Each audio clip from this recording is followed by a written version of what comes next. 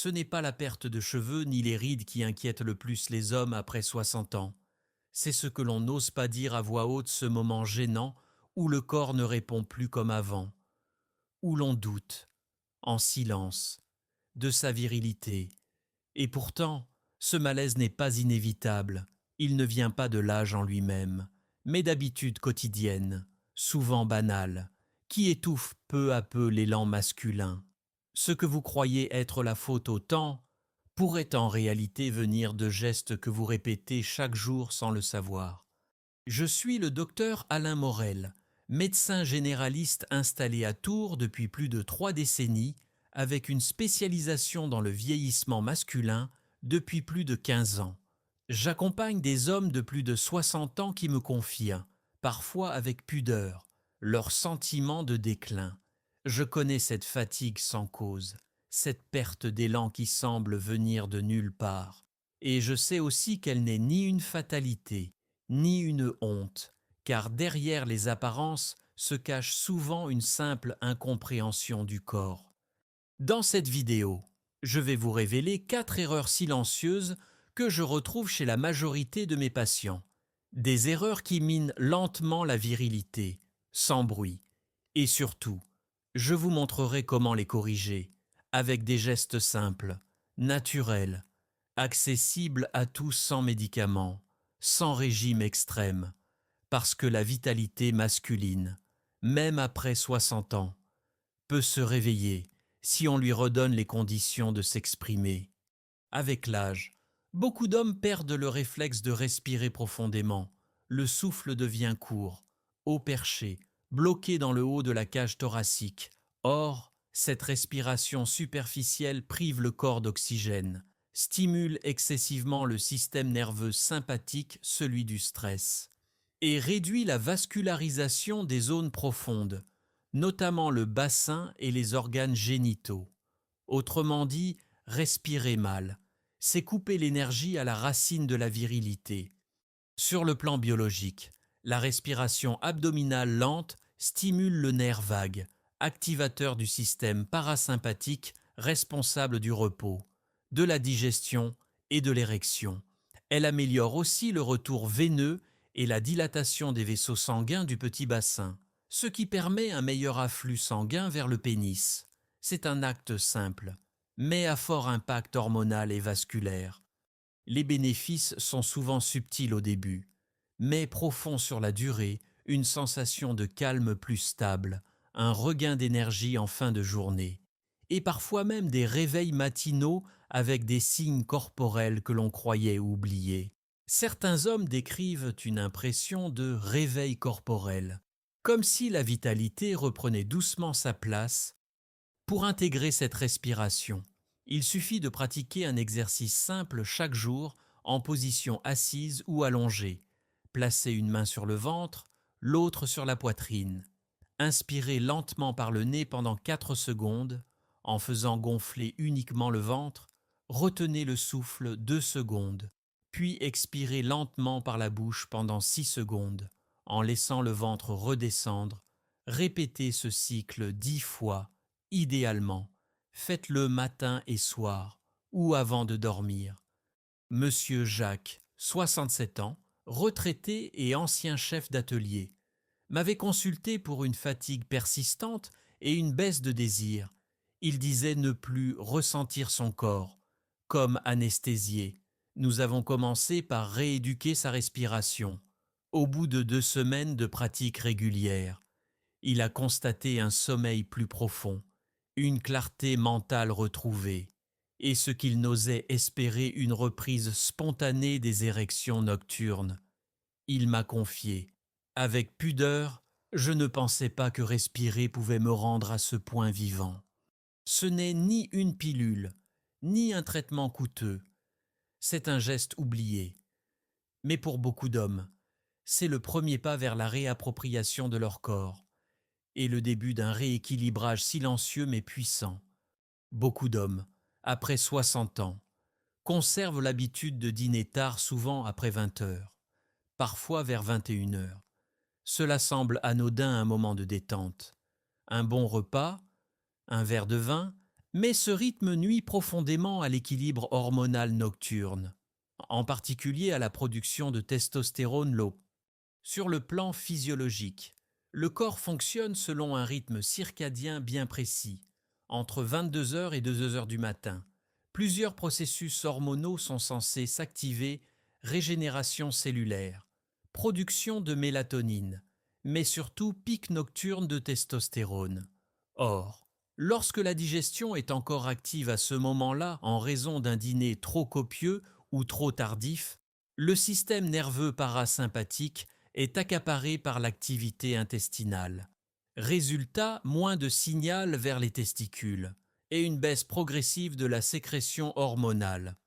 À long terme, cela peut se traduire par une fatigue matinale, une prise de graisse abdominale, une libido atone et un sentiment général de ralentissement, des signes que l'on attribue souvent à l'âge, alors qu'ils proviennent d'un simple déséquilibre horaire. Les bénéfices d'un dîner plus précoce sont souvent spectaculaires, en mangeant avant 19 heures, avec un repas léger mais nutritif, protéines maigres, légumes cuits, bonne graisse, zinc et magnésium. Le système digestif est au repos au moment où le corps entre dans sa phase de réparation. Cela améliore non seulement la qualité du sommeil, mais permet aussi à la testostérone de retrouver son pic naturel. Voici un exemple concret: Bernard, 70 ans, ancien professeur, dormait mal et se sentait à plat au réveil. Il pensait que c'était le prix de l'âge, après avoir simplement avancé son dîner à 18h30 et remplacé ses plats riches par une assiette composée d'œufs, d'avocats et de courgettes vapeur. Il a noté, dès la première semaine, un sommeil plus profond, un réveil plus clair et surtout un regain de désir matinal qu'il croyait disparu depuis longtemps. Ce simple décalage horaire a permis à son système endocrinien de se remettre en route. Naturellement, ce changement n'exige ni régime draconien, ni privation. Il demande simplement une conscience nouvelle du temps, car la virilité ne dépend pas seulement de ce que l'on mange, mais de quand on le mange. Et pour beaucoup d'hommes, redonner au soir sa légèreté, c'est rouvrir une porte que l'on croyait à jamais fermée. Après 60 ans, de nombreux hommes ressentent un corps plus lourd, moins mobile, mais ce que l'on ignore souvent, c'est que l'un des premiers endroits à se rigidifier est le bassin. Et cette raideur mécanique n'est pas seulement un inconfort postural, elle perturbe directement la microcirculation intime, étouffe les nerfs périphériques et appauvrit les sensations sexuelles. Sur le plan anatomique, le bassin est un carrefour, il relie la colonne vertébrale, les hanches et les muscles périnéaux. Lorsque cette zone manque de souplesse à cause de la sédentarité, de mauvaise posture ou du stress chronique, la circulation sanguine et lymphatique ralentit. Or, la qualité des érections, comme celle du plaisir, dépend directement de l'irrigation locale. Moins de mouvement signifie moins de vie. Sur le plan neurologique, un bassin tendu perturbe aussi le nerf pudendal, responsable des sensations génitales, ce qui peut expliquer une perte de plaisir, des troubles de l'érection ou même des douleurs diffuses, sans cause visible. Ce n'est donc pas dans la tête, mais bien dans la posture. Les bénéfices d'un bassin libéré sont profonds. Même s'ils prennent parfois quelques semaines, une meilleure souplesse pelvienne redonne de l'aisance dans les mouvements, de la chaleur dans le bas du corps et parfois même un réveil de sensations oubliées. Certains hommes rapportent une sorte de fluidité nouvelle à la fois physique et émotionnelle. Pour cela, nul besoin d'un programme sportif intense. Il suffit de pratiquer chaque jour quelques étirements ciblés, comme la posture du papillon assis, plante des pieds jointes, genoux vers l'extérieur, le squat profond assisté en se tenant à une chaise, les cercles de bassin lents, debout ou allongés. Ces mouvements doivent être faits lentement, en respirant profondément, sans forcer. 5 minutes par jour suffisent. idéalement le matin ou en fin de journée. Me, René, 72 ans, ancien comptable à la retraite, m'avait consulté pour des douleurs lombaires et une perte de désir qu'il pensait inévitable. En intégrant une routine de mobilité pelvienne très douce, juste 2 exercices chaque soir, il a d'abord ressenti une diminution des tensions dorsales. Puis, après 3 semaines, il a remarqué un retour des érections spontanées, plus fermes et plus durables. Il m'a dit, le regard ému, je me croyais éteint. Je découvre que j'étais juste rouillé. Il ne s'agit pas ici de devenir souple comme un danseur, mais simplement de remettre du mouvement dans une zone trop longtemps figée, car la virilité ne disparaît pas, elle s'endort quand on ne l'habite plus. Beaucoup d'hommes de plus de 60 ans ont grandi avec cette idée que parler, c'est pour les femmes, ou que garder pour soi, c'est être fort, ce modèle de virilité silencieuse, longtemps valorisé, a laissé derrière lui une génération d'hommes qui portent un poids invisible, celui des émotions enfermées. Et ce poids n'est pas sans conséquence ni pour le cœur, ni pour la fonction intime. Sur le plan biologique, l'émotion non exprimée génère un stress chronique silencieux. Ce stress active en continu le système nerveux sympathique, responsable de la vigilance, du repli, de la contraction.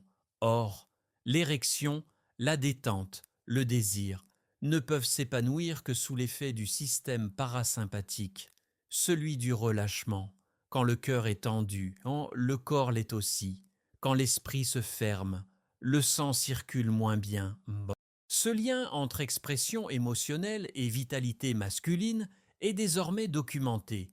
Des études récentes, notamment une revue parue dans Journal of Men's Health 2021, ont montré que les hommes qui parlent régulièrement de ce qu'ils vivent, même brièvement, même avec un professionnel, présentent moins de troubles érectiles et un taux de testostérone plus stable. Les bénéfices, eux, ne sont pas uniquement physiologiques. Exprimer ce que l'on ressent, une inquiétude, une fatigue, une colère sourde agit comme une soupape. Le sommeil devient plus calme, la respiration plus fluide, et l'élan vital retrouve une voix. Beaucoup d'hommes décrivent un sentiment d'allègement intérieur, comme si leur corps recommençait à respirer. Comment faire? Il ne s'agit pas forcément d'entrer en thérapie, ni de se livrer publiquement. Il peut s'agir d'un simple rituel, parler 10 minutes chaque semaine avec un ami de confiance, écrire ce que l'on n'a jamais dit, ou consulter un professionnel de santé ouvert à la parole intime. Le simple fait d'être écouté, sans jugement, suffit parfois à libérer une tension ancienne. Gérard, 74 ans, veuf depuis 5 ans, m'avait consulté pour une perte d'élan général. Il disait se sentir vide, sans que les examens médicaux n'expliquent rien. Après plusieurs échanges, il a osé parler d'une douleur affective jamais exprimée. Ce n'est qu'après avoir mis des mots sur ce silence qu'il a ressenti en ces termes une chaleur revenir dans son ventre. 3 mois plus tard, il me confiait: presque étonné, je ressens à nouveau des envies. C'est comme si j'étais redevenu un homme. Car oui, parler n'est pas un signe de faiblesse, c'est un acte de vitalité, une manière de rétablir la circulation, non seulement du sang, mais de l'élan intérieur, et pour beaucoup d'hommes. Cette parole tue le poison le plus dangereux, celui du silence. Retrouver sa virilité après 60 ans n'est pas une course contre le temps, ni un retour à ce que l'on était avant. C'est une démarche profondément humaine, celle de réhabiter son corps, de le comprendre et de l'accompagner dans son propre rythme. Les erreurs que nous avons vues: respirer trop haut, manger trop tard, négliger son bassin, se taire sur ses émotions ne sont pas des fautes. Ce sont des habitudes inscrites dans la vie, parfois par nécessité, parfois par oubli. Mais elles peuvent être réécrites, une par une. Le souffle peut redevenir profond, le dîner peut retrouver sa place dans l'équilibre, le bassin peut s'assouplir, et le silence peut se transformer en paroles douces. Ce n'est pas une révolution, mais un chemin, un retour progressif vers une virilité plus ancrée, plus libre, plus apaisée, car la virilité véritable n'est pas une performance, c'est une présence, et cette présence se construit chaque jour, dans des gestes simples, en choisissant de respirer autrement, en écoutant son corps, en parlant, parfois pour la première fois, et dans ce processus, l'homme que vous êtes aujourd'hui devient peut-être plus fort que celui que vous étiez à 30 ans parce qu'il est plus conscient, plus en lien avec lui-même. Si ce que vous avez entendu aujourd'hui vous parle, je vous invite simplement à choisir un geste, un seul, peut-être la respiration ou un dîner plus léger, et à l'intégrer doucement, sans pression. Observez ce que votre corps vous raconte. Prenez ce temps pour vous, non pas pour corriger quelque chose, mais pour renouer avec cette partie de vous qui n'a jamais cessé d'exister. Et si vous vous sentez prêt à aller plus loin, partagez votre expérience en commentaire. Ce que vous traversez, d'autres hommes le vivent aussi, mais souvent seuls. Votre mot, votre témoignage, peut éclairer le chemin de quelqu'un d'autre. Abonnez-vous si vous souhaitez continuer ce chemin avec nous. Ici, personne ne vous juge. Ici, nous avançons ensemble, avec respect, dignité et cette discrète certitude que le corps d'un homme reste vivant, tant qu'il est écouté,